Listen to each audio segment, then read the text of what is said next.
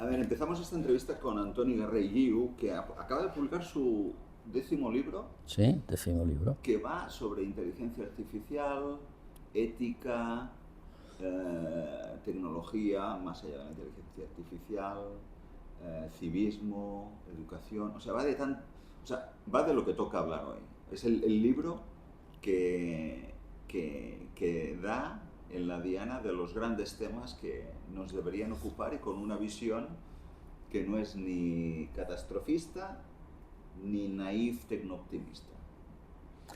Es una buena definición de lo que pretende ser el libro. El libro surge, antes lo comentabas, mi 10º libro, pero hay que situarse en los dos anteriores, ¿no? El penúltimo libro hace referencia a la industria 4.0, pero entendida como productos y servicios inteligentes. Y el anterior, el antepenúltimo, intenta explicar qué representa la industria 4.0. Obviamente, si te centras en lo que es los productos y servicios que debería hacer la industria 4.0, te encuentras ese concepto que es meter inteligencia en los productos. Meter inteligencia en los productos es muy fácil, porque en definitiva cualquier sensor que detecta a alguien que pasa ya es inteligente, en el sentido que es capaz de, ¿no? Pero desde este punto hasta tomar decisiones, pero estos sencillamente sean considerando múltiples factores, pues hay un largo camino a recorrer, ¿no? Pero, ¿por qué surge el libro? Pues surge con esa evolución, ¿no? ¿Qué representa los productos que sean inteligentes y los servicios inteligentes? Y en ese contexto, si lo empiezas a analizar, te das cuenta que la humanidad lo que está haciendo es empezar una nueva era. Y esto es lo que creo que no nos damos cuenta y que no reflexionamos suficientemente. Las herramientas que teníamos en la era preindustrial, la artesanía, nos sirvieron para llegar, pero nada de lo que estábamos haciendo servía para progresar. Nos está pasando exactamente igual.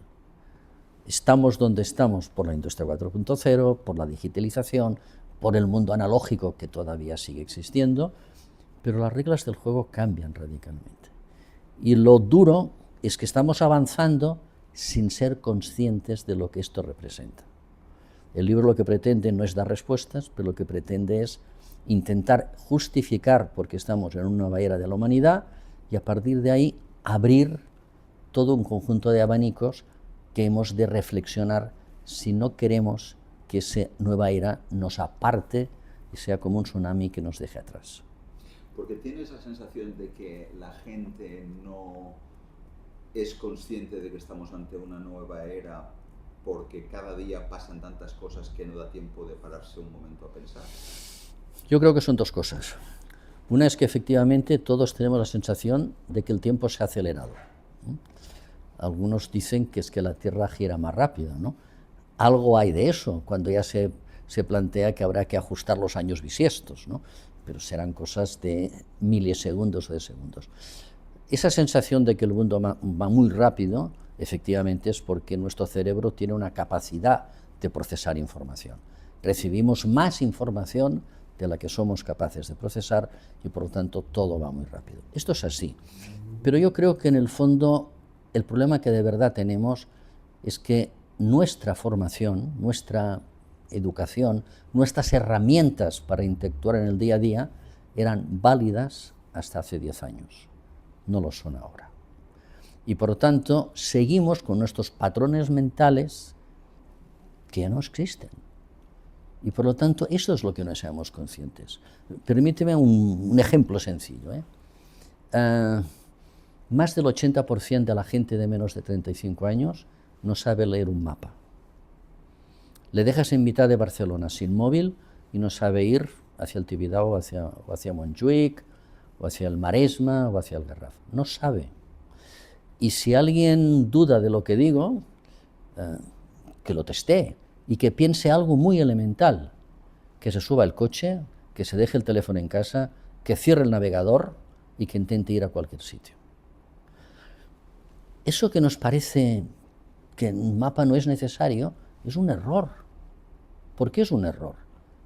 Los el Google Maps, los navegadores de los coches, el GPS, funcionan con satélites americanos, con una pequeña deriva. El día que a alguien se le ocurra cerrar estos satélites, no funciona nada. ¿Cómo nos orientaremos? Eso no va a pasar nunca. Esto nos pasó con el apagón, con el gran apagón, que sufrimos hace poco. La gente joven no sabe orientarse. Y lo malo es que lo que no practicas, también lo pierdes. Con lo cual, avanzamos sin darnos cuenta hacia un mundo donde todo se aguanta por casualidad. Y olvidamos las herramientas básicas. Yo no. Mucha gente utiliza TikTok. Se está demostrando que es extremadamente perjudicial y adictivo en una era crítica como son los 14 años. Sabemos los problemas que hay con ciberseguridad y seguimos avanzando con servicios digitales, entendiendo que todo funciona bien. Este cambio que no nos damos cuenta es el que realmente hace que no seamos conscientes de que empezamos una nueva era y que lo de antes ya no nos sirve. ¿Y entonces qué recomiendas? A ver, yo en esto siempre hay, la receta siempre tiene 3 puntos. El primero es saber qué ocurre, por qué ocurre y qué puede ocurrir. Y si sigo con algo tan elemental, como es los navegadores, o sea, ¿qué ocurre? Que sin navegador no sé ir de un sitio al otro. ¿Qué puede ocurrir? Que el navegador no funcione. Tercer punto, si el navegador no funciona, ¿cómo me orientaré? Si eres consciente de lo que ocurre, por qué ocurre y que lo que puede ocurrir, la respuesta es sencilla. Tengo que tener plan B de las cosas y por lo tanto no debo dejar de aprender aquellas cosas que en los momentos que la normalidad no existe soy capaz de moverle, ¿no? Luego, tomar conciencia de los problemas es el primer punto fundamental que hay que hacer. ¿Tú crees que la falta de conciencia es ciudadana, colectiva, gubernamental? Esta es una buena pregunta. Es una buena pregunta porque la respuesta, como todo, tiene muchos matices, ¿no? El primer responsable número 1 es la formación. Tenemos una formación absolutamente analógica, de la era analógica, no ha cambiado nada y por lo tanto no estamos recuperando o impulsando aquellos elementos que son claves en periodos de cambio. Porque esto es lo más importante. Cuando ya estemos de pleno en esa era digital, todo será normal, todos nos habremos acostumbrado. Pero cuando estamos en un periodo de transición, como el que estamos, aunque ya estamos empezándolo de verdad, no tenemos los horizontes dibujados, no sabemos cuáles son las palancas donde apoyarnos. Y por lo tanto, ante la incertidumbre, nos hemos de dotar de más herramientas para afrontar ese tema, ¿no? Por lo tanto, el primer problema es la formación. No tenemos la formación adecuada para afrontar estos problemas. El segundo problema que tenemos es un problema económico-social. ¿Qué quiero decir económico-social? Que alguien apostó de verdad por la tecnología como un instrumento, 1, de competitividad, 2, de dominio, que son 2 cosas distintas. Y en esa lucha entre competitividad y dominio, Europa la ha olvidado. Y nosotros, europeos, nos hemos quedado un poco distraídos, ¿no? ¿Qué ocurre con eso? Que cuando uno no tiene posiciones fuertes en los temas, ya sea por poder o ya sea por competitividad, están en manos de terceros. Hoy en día quien mueve la economía digital básicamente son americanos. ¿Qué quiere decir eso? La economía digital lo que hace es eliminar todos los eslabones de la cadena productiva y de la cadena de consumo. Y lo que hace es todos fagocitarlos y se queda arriba de todo. Si eliminas los puntos intermedios donde generabas valor y todo el valor se queda arriba, ¿dónde van los beneficios? A un solo punto. ¿Dónde se tributa? Donde esté localizado este punto. Con lo cual eso implica cargarse, con lo que significa la palabra economía de proximidad, economía del territorio, y lógicamente los impuestos bajan. Y por lo tanto, difícil de mantener estados del bienestar. Si nosotros no tenemos plataformas propias, difícilmente vamos a quedar las plusvalúas en nuestro territorio y las podremos convertir en progreso económico y social de nuestro territorio, ¿no? Por lo tanto, este es el segundo tema. Por lo tanto, hay un tema realmente, sea del mundo empresarial, sea del mundo privado, sea del mundo público, de apostar de verdad en convertir la tecnología como una herramienta capaz de productividad. Además, luego viene el tema del poder. ¿Qué significa el poder? Que tenemos unas herramientas que nos pueden manipular absolutamente, y esto no hace falta darle demasiadas vueltas. ¿Manipular con qué criterios? Con el propietario de aquellos productos. Por tanto, ¿de dónde viene el problema? Uno, formación. Dos, de la falta de la voluntad de darse cuenta que hay que invertir porque estamos en un proceso de cambio. Y luego hay un tercer tema, que es la política. O sea, los políticos siguen moviendo con plazos extremadamente cortos y muy condicionados por las encuestas. Y por lo tanto, es difícil tomar proyectos y hacer inversiones a muy largo plazo. Y en esos temas asociados a un cambio de era hacen falta hacer proyectos a largo plazo. Te he citado 3, formación. Si no empezamos ahora, no vamos a tener resuelta la formación dentro de 10 años, y porque no se cambia de un día para otro. Si no decidimos tener nuestra autonomía, nuestra soberanía tecnológica y la protección que está asociada en estos campos, no es que no vamos a llegar, es que nos vamos a quedar más allá de la periferia. Y en el cuanto político, 3/4 de lo mismo. Si seguimos haciendo los presupuestos con los mismos criterios de distribución entre las 3 partidas sin entender que el mundo ha cambiado, difícilmente no vamos a tomar los retos de futuro. Por lo tanto, el problema es repartido. Una de las cosas que dices en tu libro es que la tecnología no debe ser un tema sectorial, sino que es un tema absolutamente transversal, ¿no? Sí, efectivamente. Entonces, eso complica las cosas, porque en el mundo analógico, tradicional, viejo, o en el mundo que se está muriendo, todo está como muy compartimentado y falta esta visión más ambiciosa y más transversal de las cosas, ¿no? Y romperlos, cada uno su parcelita. Sí, y su esto es una visión real, ¿eh? Y esto es uno de los problemas que hay.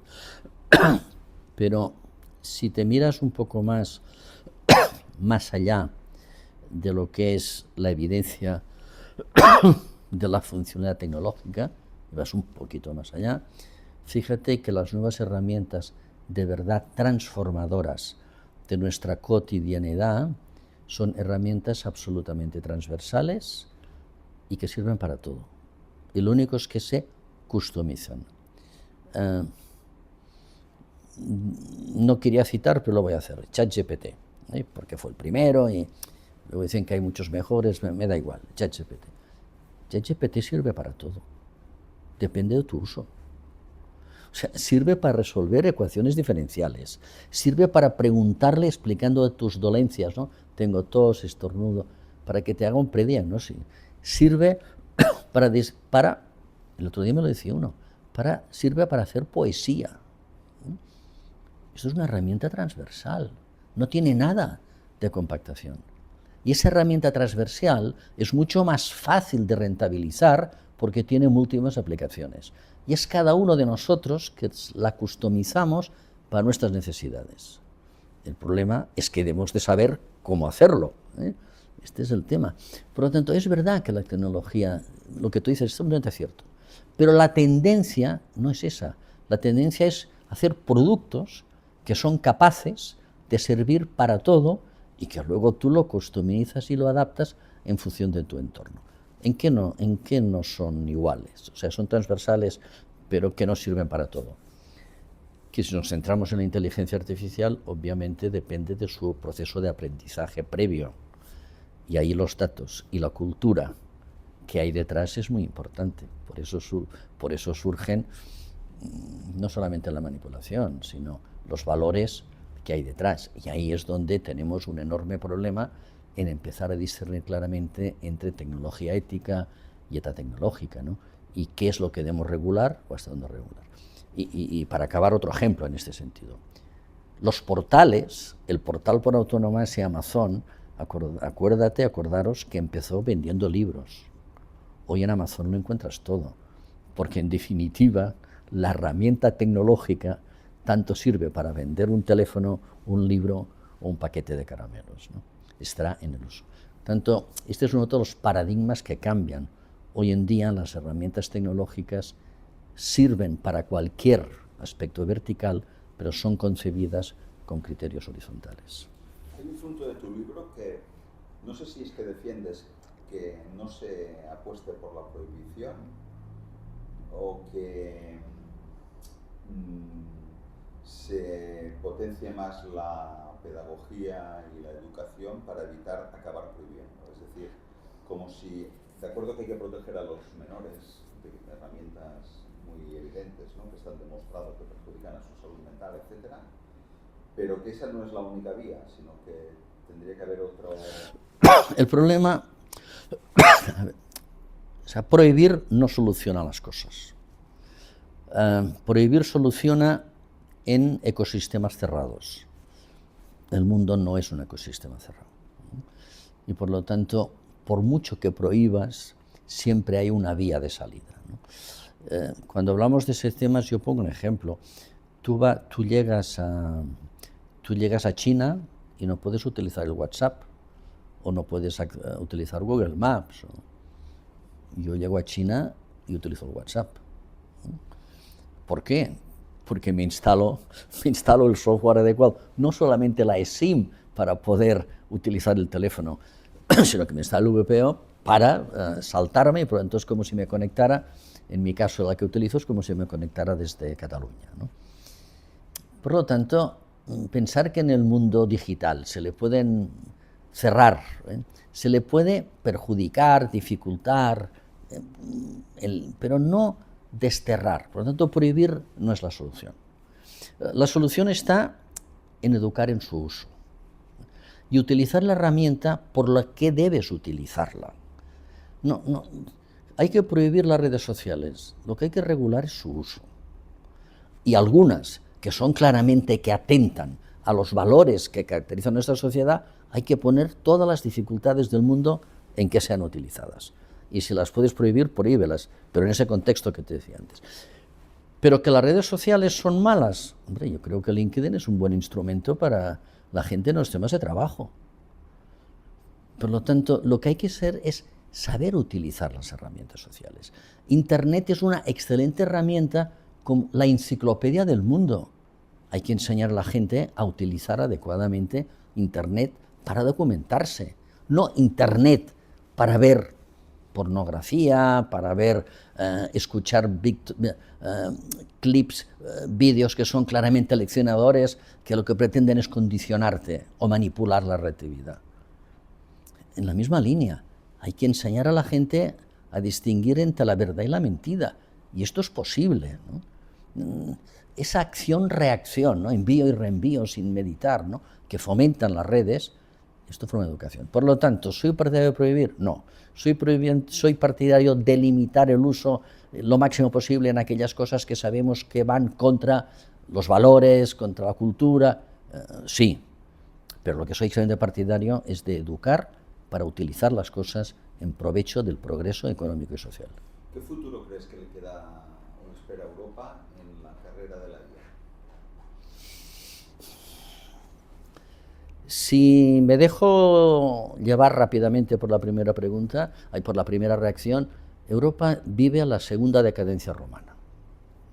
Acuérdate que lo hizo el imperio fue que las fronteras las protegieran los bárbaros, y les pagaban los bárbaros del norte para que les protegieran las fronteras.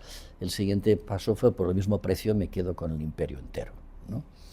Por lo tanto, esto es mi primera noción, es de Europa está en esa dulce decadencia romana. Sin irme hace 2000 años, y me quedo hoy, ¿no? Y me quedo hoy. A ver, Europa es más o menos, en números redondos, tiene entre el 7 y el 8% de la población mundial. Se gasta casi el 50% del presupuesto de todo el mundo en políticas sociales. Eso ya se ve que no se aguanta. O sea, pensémoslo fríamente, es decir, el 7% de la humanidad nos gastamos el 50% de todo el mundo en políticas sociales. Lógicamente los recursos son limitados.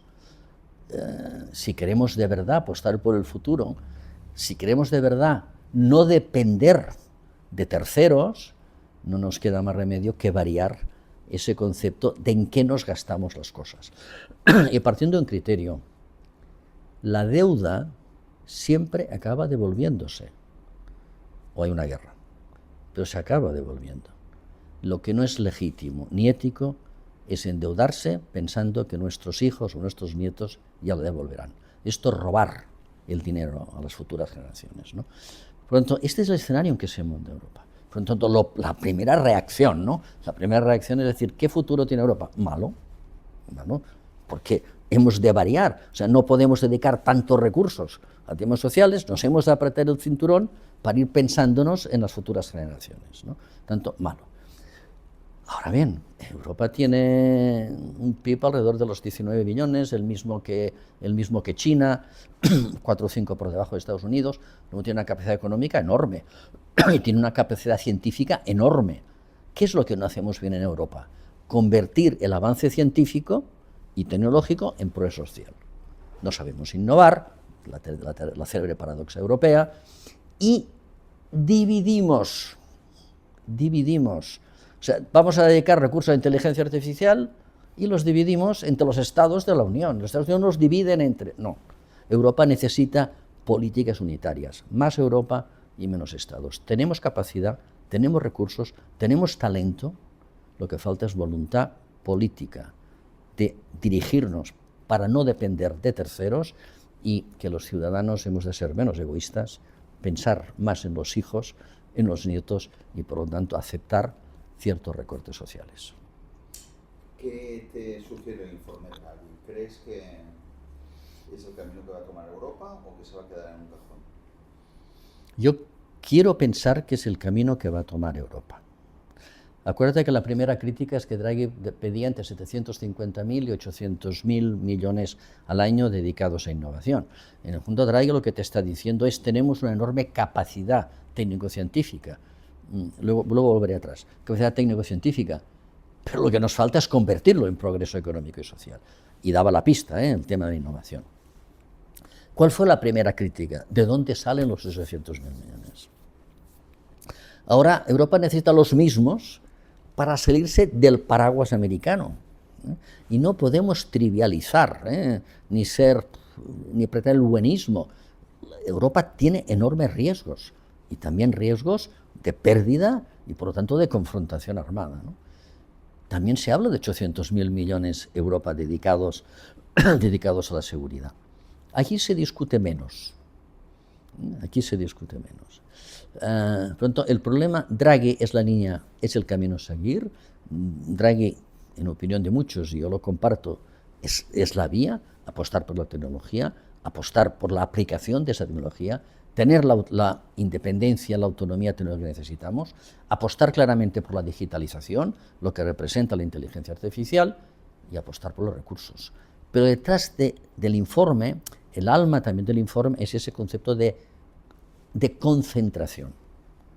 O sea, Europa no puede ser todos los países buenos en automoción. Uno, apostemos por uno. No todos pueden ser muy buenos en aeronáutica, no, apostemos por uno. Y todos sabemos quién es ese uno de automoción y ese uno era aeronáutica, ¿no? Y el resto seamos satélites de estos puestos. Europa sabemos que tiene una enorme capacidad en el tema biomédico y también sabemos cuáles son las regiones buenas de Europa. Pues apostemos por eso, ¿no? Entonces yo creo que es lo que falta es, uno, esa voluntad política, y Draghi, desde luego, es la vía. El problema de Draghi es el mismo que te decía al principio. El resultado no va a ser en 2 años, y las elecciones son cada 4. Pero de hecho los 2 años previos ya se empieza con la campaña electoral, ¿no? ¿Qué inteligencias artificiales utiliza Antonio Garriga? Es una buena pregunta en el sentido de que yo uso la inteligencia artificial poco. Y no para lo que normalmente la gente la utiliza. ¿Para qué la utilizo más? Como un frontend de lo que antes era Google. En lugar de preguntarle cosas a Google, mirar la segunda, la tercera y la cuarta página, más allá ya te aburre, ¿no? O te has cansado, o te ha pasado el tiempo. Yo utilizo la inteligencia artificial, punto primero, para buscar esta información, ¿eh? Entonces, en este sentido, a mí me gusta mucho ChatGPT, algunos dicen que Gemini, yo utilizo ChatGPT, pero lo utilizo para lo menos importante, ¿eh? Que es ese tema. ¿Para qué lo utilizo después? Para algunos temas más vinculados no a lo que es esta búsqueda de información o este contraste de información, lo que antes... O sea, yo sustituí ir a la comilla, a las bibliotecas o ir a las estanterías de libros de casa, lo sustituí por las búsquedas por Internet, ¿eh? Y ahora he sustituido estas búsquedas por Internet por la inteligencia artificial. Y luego lo utilizo para contrastar algunas informaciones, pero vinculadas a informes. Es decir, los informes te dibujan un análisis, te dibujan un escenario y luego te proponen soluciones. También lo utilizo en estos casos para coger estas hipótesis de partida que conducen al quien lo ha redactado a hacer un análisis, a introducirlos al sistema para ver si las propuestas que me hace coinciden o no coinciden, y argumentándolas, ¿no? Estas son las dos cosas básicamente, para las que las utilizo, y digo que las utilizo, muchos las utilizan mucho más, ¿no? Yo no lo hago. Y básicamente ChatGPT, Gemini y una curiosa que es el DeepSeek, el chino, que me es una experiencia interesante. Me acuerdo una vez que le pregunté qué eran las 4 plagas de China y sobre Mao, empezó a explicar, acabó la primera línea, la borró, volvió para atrás y decía, podemos hablar de otro tema. Es decir, que también tiene censura. Y en el papel de España o el papel de Cataluña-Barcelona en el tema de la IA, como economista o como ingeniero, es uno de los... ¿cómo lo ves? Pues que tiene un futuro enorme si se lo toma en serio. El tema de inteligencia artificial en Cataluña no es nuevo. En el año 90 o 92, una spin-off de la Universidad Autónoma de Barcelona, AIA, dirigida por Regina Llopis y su marido, los dos físicos, ya hicieron 2 sistemas, uno se llamaba EVA y otro Adán, de aprendizaje asistido, era EVA, y aprendizaje no asistido, que era Adán. Entonces te estoy hablando de hace 25 años, no, perdona, 30 años, 90, 95, 30 años. Que además, a través de esto, luego lo aplicaron, tanto en el Banco de Sabadell como en la Caixa, en temas de perspectiva de futuro. ¿Cuánto dinero le poner en un cajero? ¿Cuánto?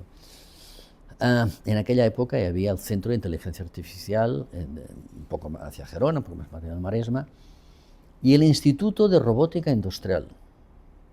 Un claro deferente en la robótica, si bien en aquel momento la robótica era más mecánica. El IRI, Politécnica CSIC, para quedarme sin irme muy lejos, ¿no? El IRI CSIC fue uno de los primeros en que se convirtió además en la robótica cognitiva, ¿no? Y pronto ya incorporación de la inteligencia artificial. Es uno de los primeros países que ha puesto en marcha una carrera de inteligencia artificial. Es decir, Cataluña tiene un enorme potencial en 2 herramientas básicas, que son la robótica y la inteligencia artificial. ¿Qué hay que hacer? Creérselo. ¿Y qué más hay que hacer? Darles recursos. Y no dejar que esto se acabe siendo publicaciones solo en congresos o en una estantería, sino montar aquellos instrumentos que son capaces de estos avances que consiguen hacerlos llegar de verdad a la sociedad. Hace, creo, 10 años que el IRI ya montó un coche autónomo que lo estuvo probando por el Campus Norte. Tanto Cataluña en este sentido tiene bases muy sólidas para tomarse. Lo que no debe hacer es aplicar lo que yo llamo cultura del priorato. La cultura del priorato, acuérdate que el priorato, tierra de vinos, cada señor del priorato tenía su terraza con sus parcelas, cada uno su trocito, cada uno. El vino del priorato era muy fuerte, pero tampoco tan muy bueno, hasta que llegó ciertas personas, empezaron a hacer fincas más grandes, aplicarle el conocimiento, concentrar. Yo el vino del priorato es carísimo y bueno. Lo que no hemos de hacer en robótica es querer hacer eso, ser del priorato. O sea, lo que algunos catalanes, ¿no?, que prefieren ser cabeza de ratón que cola de león. Hay que concentrar y hay que potenciar los centros que tenemos. Tanto futuro, mucho si nos tomamos en serio. ¿Alguna cosa más sobre tu libro que creas que... Bueno, el libro lo que pretende, que creo que es bastante el alma, es entender que como todo periodo de transición hay muchas paradojas que hay que resolver. Y por lo tanto yo lo que siempre, cuando hablo del libro, lo que invito es a leer fundamentalmente, no solamente a comprender, porque el libro lo que pretende es que uno se haga preguntas, ¿no?, y que vaya descubriendo, sino que preste mucha atención a las paradojas. Las paradojas, estas cosas que en función de cómo los miras es bueno o es malo, ¿no? El tema de la ciberseguridad, el tema de la tendencia manipuladora de los algoritmos, el tema de educación, se le dedica mucho espacio a la educación intentando justificar de por qué no es bueno. Y luego un tema que para mí es crucial, que es hasta cuándo hay que regular. Europa regula. ¿Y de qué sirve la regulación? Claro que sirve, pero no es la clave regular. La clave es avanzar en unos escenarios claros. Y por lo tanto, el libro intenta dedicarle mucho también a ese rol de Europa y de ayudar al que. Y lógicamente una reflexión final, que para mí es clave. La inteligencia artificial no es que nos supere, es que nos va a superar de largo. Porque hemos construido una sociedad que lo que valoramos es el proceso. Y jamás vamos a competir con un ordenador solo con proceso. ¿Qué es la contabilidad? Es proceso. ¿Qué es documentarse jurídicamente para defender una causa ante un tribunal? Es proceso, es buscar jurisprudencia. Fíjate que muchas veces en las empresas aquello dices, no, tú no piensa, aplica. No, vivimos justo al contrario. La inteligencia artificial, como somos muy proceso, nos va a superar siempre, o cada vez más. Y por ahí, esa cadena en mejorar los procesos abre la puerta de verdad, a una superinteligencia, la cual puede superarnos no solamente en proceso, sino que se nos puede superar en lo que llamamos pensamiento. Y ese para mí es el trasfondo del libro, hacernos dar cuenta que la inteligencia artificial puede llevar a que nosotros no seamos la única especie inteligente sobre el planeta. Y por lo tanto, o nos cuidamos de poder tener una relación entre iguales, o si no, vamos a convertirnos en el adversario de una inteligencia que nos va a superar. ¿Le pones fecha a esa superinteligencia? Entre 5 y 10 años. Todo depende de la cantidad de recursos que se le sigan invirtiendo. Porque tú ves el riesgo de una burbuja de la IA que pueda petar. Sí, pero no me preocupa en absoluto. Acuérdate cuando salió el World Wide Web, que todo el mundo decía que la burbuja, las .com, las .com. Sí, llegó la burbuja. ¿Y después de la burbuja volvimos a empezar o continuamos con más fuerza donde estábamos? Continuamos con más fuerza. Lo único que va a significar la burbuja es que mucha gente que ha invertido dinero en este sector tecnológico lo va a perder. Pero eso no va a hacer un retroceso. O sea, no hay burbuja desde el punto de vista del retroceso social. Hay burbuja desde el punto de vista que muchos van a perder dinero. Pues muchas gracias, Toni, y suerte con el libro. Gracias.